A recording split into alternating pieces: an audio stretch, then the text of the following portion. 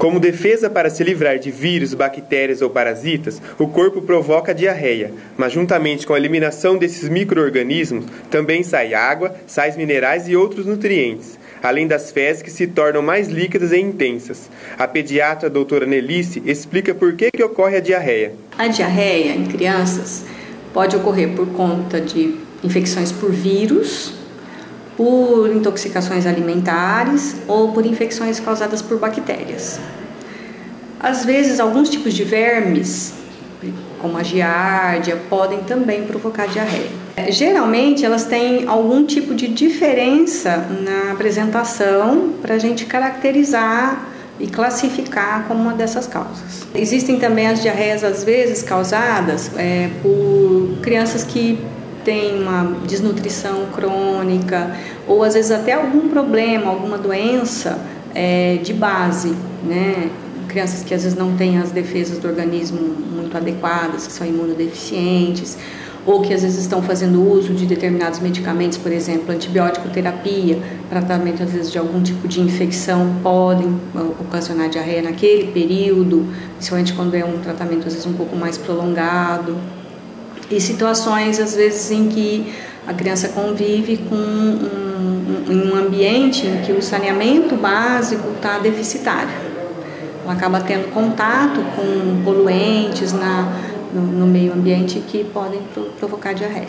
Além de micróbios, fatores emocionais como estresse e nervosismo, uma descarga de adrenalina também pode desencadear a diarreia, mas o problema não pode ser interrompido a não ser em certas situações. A situação em que a gente tenta interromper a diarreia é quando a gente tem um diagnóstico preciso da causa. As diarreias causadas por vírus, elas geralmente são, a gente chama de autolimitadas.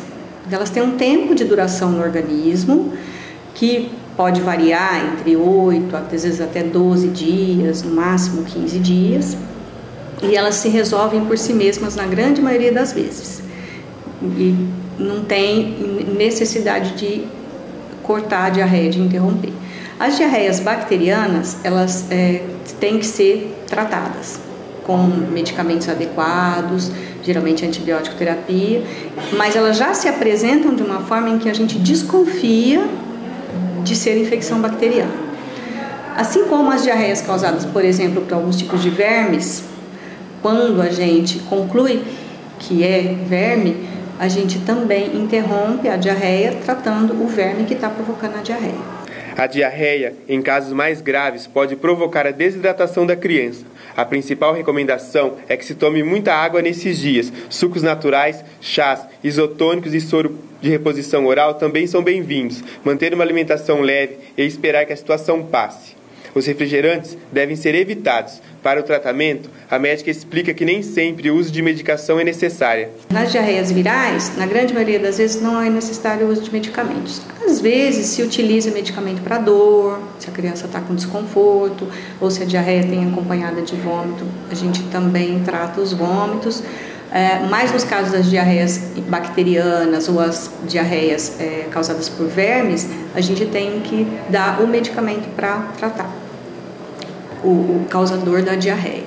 E é importante lembrar que sempre a hidratação da criança através do soro, então logo se iniciam os primeiros sinais da diarreia, a hidratação com o soro vai prevenir, na grande maioria das vezes, uma desidratação que levaria a criança a ser hospitalizada para tomar um soro na veia.